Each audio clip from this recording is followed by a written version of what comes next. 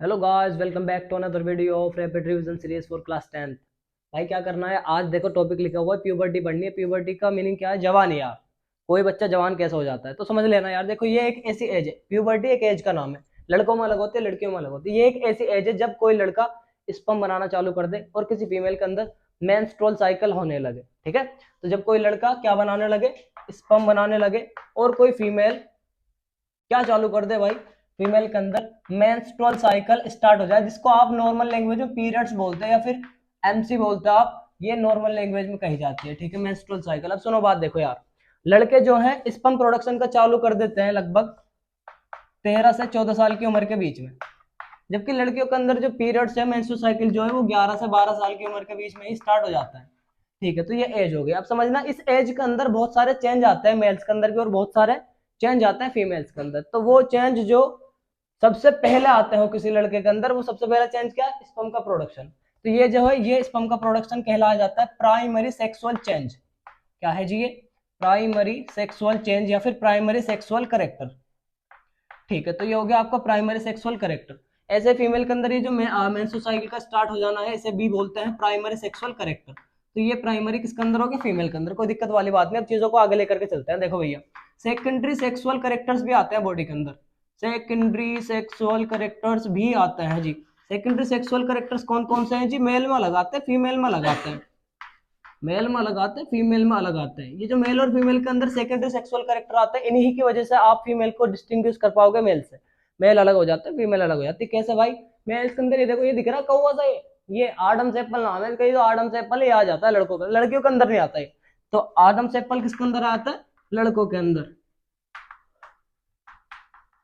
ये देख रहे हो भैया, ये बियर्ड बियर्ड आ रखी है मेरे, फीमेल के अंदर नहीं आएंगे भाई, क्योंकि लड़कों के अंदर टेस्टोस्टेरोन नामक एक हार्मोन होता है, वो बनना ज्यादा हो जाता है, जिसकी वजह से बियर्ड वगैरह आने लगती है। और हेयर अंदर आर्म पेट्स, ये सारे इधर उधर पे कहाँ पे आने लगेगा? हेयर आने लगेगा, जिसको क्या बोलते हैं आप? मेल के सेकेंडरी सेक्सुअल करेक्टर्स। चेस्ट का ब्रॉड हो जाना, ठीक है, हाइट का एकदम से इंक्रीज हो जाना, और भी मेल वाले जितने भी करेक्टर है जिससे आप लड़के को लड़का बोलते हो, वो सेकेंडरी सेक्सुअल करेक्टर कहे जाते हैं। ऐसे ही फीमेल्स के अंदर होता है वो इसका बहुत ज्यादा पिच हाई हो जाना, चुभती है जो कानों में आवाज। ठीक है, और भाई फीमेल के अंदर भी जितने भी करेक्टर्स है जिससे फीमेल फीमेल लगती है, उनको सेकेंडरी सेक्सुअल करेक्टर कहा जाता है। बस प्राइमरी को याद रखना, बाकी उसे छोड़ के बाकी सारे क्या है? सेकेंडरी है। ठीक है भाई। अब देखो भैया, एक टॉपिक आ गया इसके अंदर, एक वर्ड आ गया ऐसा जो कि आपको पढ़ना ही पढ़ना है, जिसका नाम है मेंस्ट्रुअल साइकिल। लड़कों के अंदर स्पर्म कैसे बना मैं बता चुका हूँ, फीमेल के अंदर एक कैसे बनता है मैं बता चुका हूँ। आज का टॉपिक है मेंस्ट्रुअल साइकिल, मतलब ये इसी के साथ में मेंस्ट्रुअल साइकिल। देखो भैया क्या होता है, फीमेल के अंदर तुम्हारे लोगों की जो है ना, एक तरीके से बेकार सोच यार। तुम सोचते हो कि फीमेल के अंदर 1 या 2 या 3 दिन की जो है ना ब्लीडिंग होती है, जिसको आप पीरियड समझते हो। भाई पीरियड जो है ना 28 डेज का होता है फीमेल के अंदर। कितने डेज के भाई? 28 या फिर 29 डेज के पीरियड चलते हैं फीमेल के अंदर। उनमें से जिसको आप पीरियड समझते हो, वो एक फेज होता है मेंस्ट्रुअल फेज। तो सबसे पहले इसमें पहला फेज होता है जो कि 1 से 5 या फिर 3 दिन के अंदर खत्म हो जाता है, इसको मेंस्ट्रुअल फेज कहा जाता है। तो आप क्योंकि 10th क्लास में हो, आपको चारों फेज नहीं पढ़ने, 4 फेज होते हैं मेंस्ट्रुअल साइकिल के अंदर, चारों नहीं पढ़ने आपको। तो पहला फेज मैं बता चुका हूँ। दूसरा फेज होता है 14th डे पे। जो 14th डे है उस पे होता है, एग रिलीज करती है यहाँ पे कोई फीमेल। ठीक है, ये जो एग रिलीज करने वाला फेज है 14th डे पे, इसको ओव्यूलेटरी फेज कहा जाता है। ओव्यूलेटरी फेज, और एग का निकलना ओव्यूलेशन कहा जाता है। ठीक है, उसके बाद समझते जाना चीजों को भैया। 14th डे के बाद में फिर क्या होता है? रीजनरेट कर जाती है जो आपकी यूट्रस वॉल होती है फीमेल के अंदर, क्योंकि जो पहले से 5वें दिन उसमें यूट्रस वॉल टूटती है, जिसकी वजह से ब्लड निकलता है फीमेल के अंदर। इसी को मेंस्ट्रुअल फेज या फिर ब्लीडिंग फेज कहा जाता है। ठीक है, यहाँ पे क्या होता है? ब्रेक डाउन होता है यूट्रस वॉल का, break down of uterus wall. और फिर इसके बाद में भाई ओव्यूलेशन के बाद में वो ठीक हो जाती है दोबारा से। ठीक है, उसके बाद में क्या है भाई, ये मेंस्ट्रुअल साइकिल जो है ना स्टार्ट हो जाती है किसी भी फीमेल के अंदर इस एज में। और जब पहली बार किसी फीमेल के अंदर मेंस्ट्रुअल साइकिल होती है तो उसको मीन आर्क कहा जाता है। ठीक है, और जब लास्ट मेंस्ट्रुअल साइकिल होती है किसी फीमेल के अंदर जो कि 45 से 50 ईयर्स की एज में होती है, उसको मीनापोज कहा जाता है। तो ये आपका टॉपिक है जिसका नाम क्या है जी?